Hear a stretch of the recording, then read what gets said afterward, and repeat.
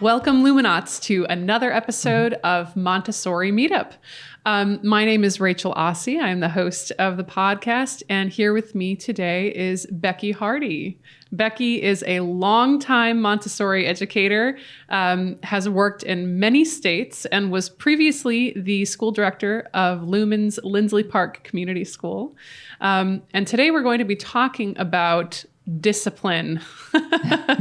What does that mean? Sounds scary, but really it's not. So welcome. Well, thank you. Yeah. Thank you. Welcome, Becky. We're really glad to have you thank you. here. So, like I said, we're going to be talking about discipline today. Becky, there are a lot of misconceptions about discipline, I think. Is that word interchangeable with punishment? What does it really mean? Well, you're right, Rachel, because one of the common misconceptions is that discipline and punishment are synonyms, and that they can be used interchangeably, and really nothing's further from the truth. Oh, okay. So what are the differences? How do you define discipline? What is punishment? Discipline is the training effect of experience. So we think of disciplined musicians, disciplined athletes, or people who have even very disciplined about their diets. Discipline is really based on trust. So trust in a person, a process, or the quality of a product and the experience with that person, product, or process. Punishment, on the other hand, is the infliction of a penalty in retribution for some kind of offense. And it's based on fear and sometimes the abuse of power. So discipline really leads to harmony and inner harmony. Punishment really leads to fear. Got it. So discipline is really a practice, would you say? A sort of a long-term habit that you're trying to build up? Yes. Okay. Yes. Very much so. And the highest level of discipline is really self-discipline. Right. That's very hard. Doesn't require, an imposed authority. So what would be sort of the long-term effect of just relying on punishment instead of, building up that habit of disciplining oneself? So a disciplined person makes consistently good choices because they really understand and appreciate the value of making good choices. A person who's punished consistently is going to just try to avoid getting caught.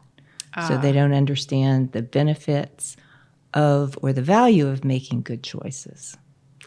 Okay. So thinking about child rearing, would it be safe to say that if you want a child to leave your home and be able to make good choices, discipline is what you want to go for, not so much punishment? Yes. Okay. And the age of the child also makes a difference. That's true. That's true.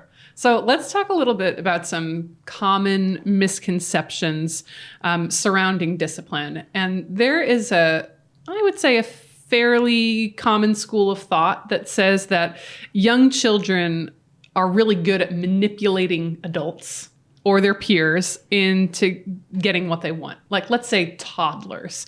Do you think a toddler is capable of really, what's the right word? Are they capable of manipulating somebody in a really strategic way?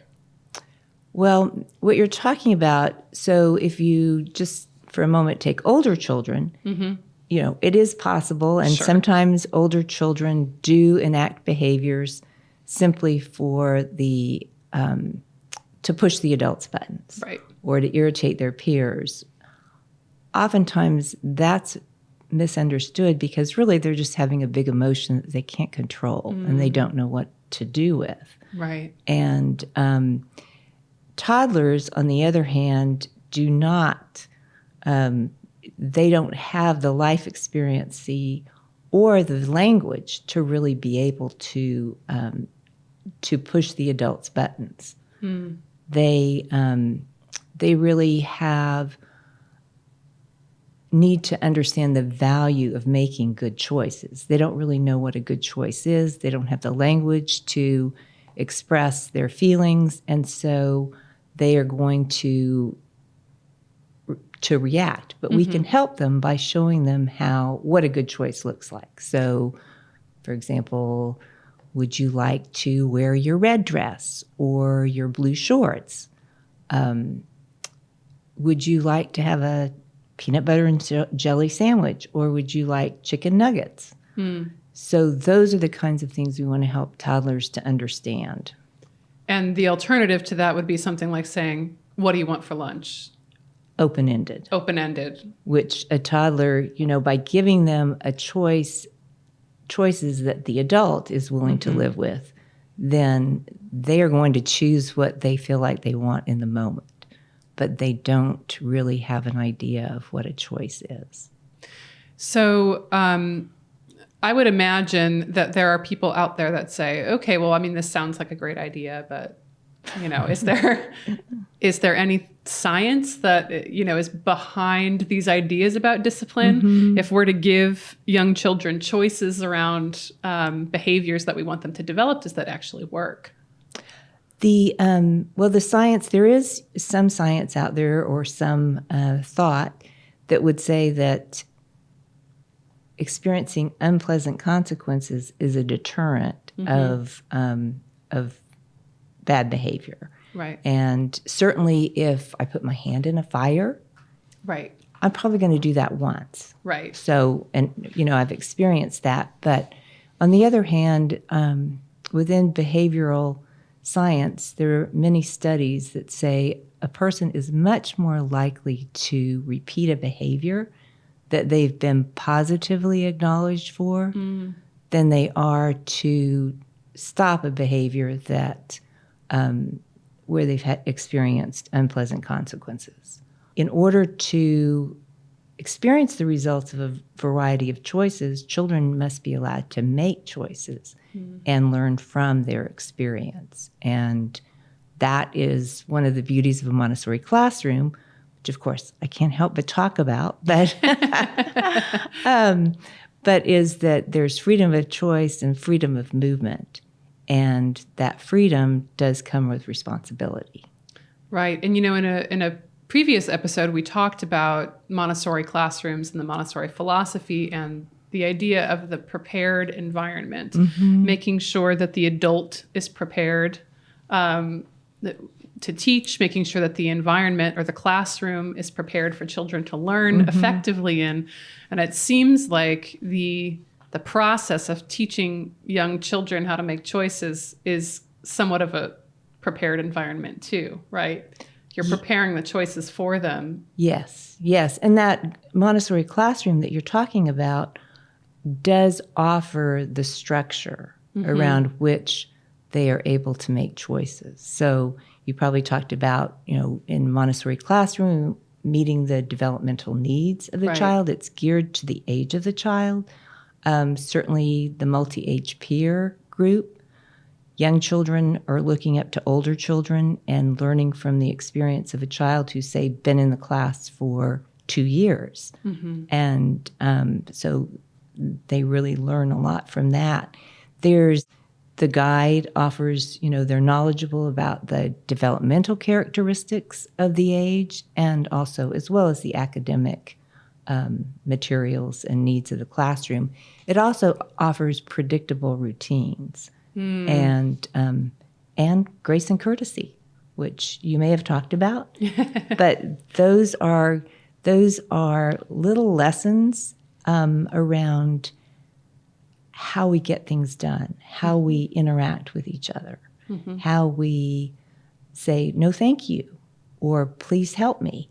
And those offer children ways to navigate the classroom in which increase their self-discipline.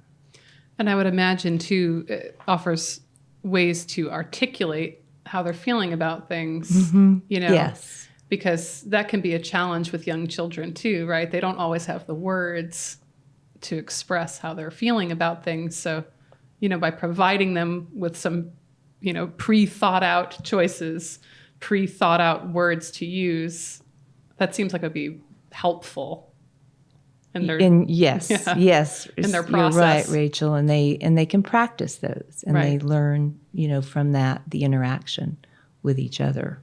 So let's talk about some examples of the disciplinary process in action. So, let's say that let's move up a little bit from toddlers here, and let's say that you have a preschooler, right? What is a choice that you could, or what is a scenario that you could give us an example of where you could teach maybe a preschooler how to start having discipline around something?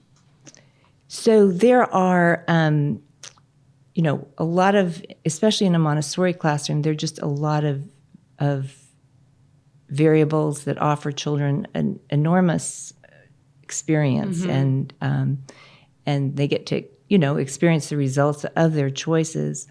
The idea of limited for certainly for a toddler is limited choices, limited to, again, the choices that the adult is interested in, right, and is willing to accept, and things like, riding in a car.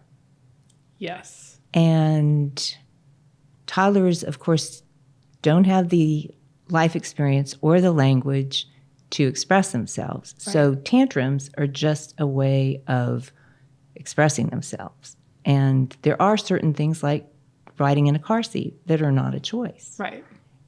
And yet within that, you can offer a toddler a choice. You can offer them the ability to, would they like to hold their stuffed animal, or would they like to take their truck with them, so that they do experience choice and yet are beginning to understand that not everything is a choice. Right. So the choice is, what do you want to hold, rather than do you want to get in a car seat? Because Yes, that's not a choice. That's not a choice. It's going to happen. And so it's helpful if, as adults, if we think through these things ahead of time. Also Yes. difficult, but... Yes, difficult. But, let's be real. Right. And it may not always work perfectly, right? But it's just the practice. It's the practice. Yeah. And every choice offers a learning opportunity. Right. For, a toddler or for an older child. Right.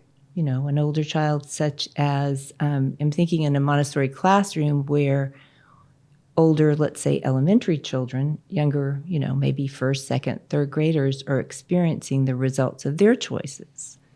And they could, for example, a child may experience the results of not practicing with the material they've had a lesson on. And they choose not to practice. And then they experience the consequences of seeing their friend get to move on to a higher level lesson. And they don't. Right. So they also may learn expectations for getting their work done and realize that, if I get this math assignment done, then I can move on to doing some research with a friend of mine. Right. And it may be something that they're really excited about, astronomy or early human development, but it's something that they will look forward to. So they learn self-discipline and also some time management. Time management. That's a hard one. Well, I have a couple of scenarios for you that I think are fairly common. Maybe those who are listening who are parents have had similar experiences in their own home. So here's the first one. Let's say that I've got a 5-year-old and she takes a ball away from her friend, and her friend decides, I'm not going to play with her anymore. I've had enough of this. Your 5-year-old gets very upset, starts throwing a tantrum, screaming at the friend. What do you do? How do you get involved? Well, okay, first of all, when a child is really upset because their choice has led to an unfavorable outcome, that is not the time to engage in trying to strategize with them or to engage in long-winded lectures of right and wrong, which a child who's overwhelmed with emotion does not have any clarity of mind to really be able to listen and to hear. So I've mentioned before that discipline is based on trust. So if I really want to help my child, which of course I do, I need to, I want them to learn to make better choices. I need to establish that trust, and I need to connect emotionally with that child by just acknowledging their feelings. So I can just say, I see that you were playing, your friend got upset, your friend left, and you wanted to play, and so you're upset as well. Once the child feels, a connection and feels like their feelings have been acknowledged, then is the time I can say something such as, I saw you took the ball away from your friend when you were playing and you wouldn't give it back. What's something you could do next time instead of grabbing the ball? And at that point, hopefully they've got the clarity of mind and the connection so that they're really able to think about making a different choice. Right. Yeah. And well, I think too with adults, if we're upset, we don't want someone going, good point. What could you have done differently? Like, no, let me wrap my head around this first. Yeah. It's good psychology. Yeah, seems like it. It can be useful for everybody. Okay, here's another situation. And this is, I am personally a parent of elementary schoolers, and this is certainly something that has come up, I would say, in my own social groups. Like, let's say you have an elementary school age child and you hear breaking glass coming from their room, and you run upstairs and the window is shattered and they're just sitting there staring at you, and you say, what happened? And they say, I don't know. How do you proceed? First of all, remembering that discipline is based on trust. And so the first thing I want to do is to make sure that the child feels safe, because it's certainly hard to own your own mistakes when you're afraid. So I might just start with, the facts. I heard a big noise and I was worried. I came in and you look startled. This is unexpected and you actually look scared. So the child might just start talking at that point. It's important to notice their emotional response and to kind of gauge yours based on, what you're seeing. But once they understand that you understand they didn't want this to happen, right? This is, then you can say, I see the baseball on the floor. Do you want to tell me what happened? And that's the first approach. Obviously, if it becomes a habit, the lying, then we need to step back and just reflect, first of all, on whether or not, I as the adult have been too harsh when the child has owned mistakes in the past. It could also just be their own moral compass that, is giving them this strong feeling of, being wrong and being embarrassed. You could, also think if it's not a good time to talk, for your child or for you, then you can say, I see you're upset. We're going to wait to talk about this until you've had a chance to become less upset, and I've cooled off as well. You want to just gauge it based on their response, and really reflect on how you can help this child own their mistakes, because elementary is a great time, early elementary, for really focusing on this. It's when they're really developing their own moral compass. And consequences can't be so harsh that it's not worth telling the truth, because what we all want as parents and adults who work with children is we want them to be able to own their own mistakes when we're not with them to help guide them. We want them to be able to take responsibility. And it's important that they understand they're no less valuable a human being for having made a mistake. So that distinction between the person and the behavior is important. Seems like also a good lesson for adults, learning how to own your mistakes. It is hard. It is hard. It is. And it's hard for a kid too. And they also maybe, one of the outcomes could be that they help earn money. They earn some money to help replace the window. Right. Or do some chores around the house or something that, that helps them take some ownership. Right. So a logical consequence instead of sort of an arbitrary punishment. Yes, I would, exactly. That makes a lot of sense. Taking notes.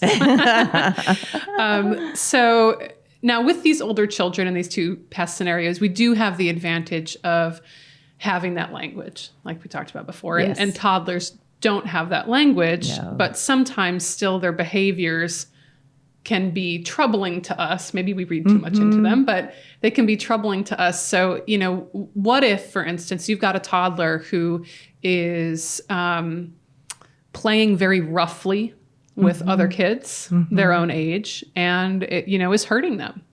How do we intervene? How do we discipline that toddler so that they know that that isn't the right behavior? Yes. And I think the first thing we would just do is to stop the situation. And then remembering that, strategies that work with older children, as you said, definitely do not work with toddlers. Right. They're in a developmental stage where they take everything in without questioning. They imitate whatever is in their environment, and they don't have long-term memories. So punishment doesn't work, and discipline always has to be about showing them what good choices are. And certainly stopping. If you have to, certainly you don't want to get, children hurting each other. Right. But I remember a few years ago, I had a situation where a parent of a toddler came to me. He was in class, in a primary class with 3, 4, and 5-year-olds, and he's 3. And she said, this parent was concerned that he was bullying her child because he was bumping into them. And that was, they don't have the capability of bullying at that point. And his proprioception was off. He just was a big kid, a 3-year-old, and he kept bumping in. Right. But we do try to help children by giving them options of choices. In any situation we can. What does a good choice look like? Would you like carrots or cucumbers? Right. Would you like to hold your stuffed animal or your doll? A toddler will choose in the moment anything that they think they want, but they have the experience of what a good choice looks like. And to go back to what you said before, in situations where you have very young kids that are in danger or could hurt somebody else, the first step is just to remove them from the situation. Right? Right. Let's do a change of scenery. So a little redirecting. Yeah, redirecting. That's right. Which So at what age, roughly, would you say that you switch over from redirecting into maybe more verbalizing what the right behaviors are? When does that change? It changes with the development of the child. And, sometimes some children are a little bit younger, some children are a little bit older, but always remember first comes the consistency and the connection with the child. And then, as we talked about, we show younger children what good choices look like.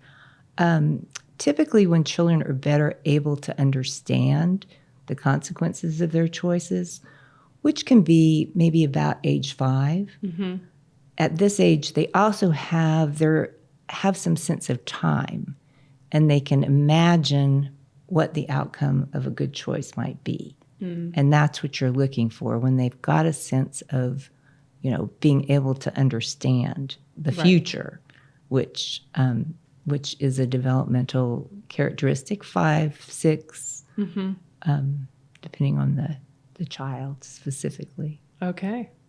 Good advice. So it seems like a lot of discipline is helping children to understand that actions produce consequences or reactions, right? Whether those are positive or negative. Right. So how can we as parents, as educators, help children to get really good at developing that understanding as they grow? Well, having a caring adult help children think through the possible scenarios or outcomes of a choice is a good way to help children. The other thing is to establish an environment in your home where there are predictable routines and expectations. And we see this in a Montessori classroom where there's a high level of predictability in terms of routines, expectations. There's order of Montessori materials and orderly lessons, and that offers a guardrail to discipline. Children know what to expect, and they rise to the occasion. And the daily experience of freedom of choice, freedom of movement, guarantees that, every outcome is a result of a series of choices, and the child gets experience with that. And more importantly, they realize they have power over their choices. And that's kind of a point of arrival for a child, to recognize that they have the power to choose. Right. They have some agency. Yes, right? exactly. It's not just what other people tell them anymore.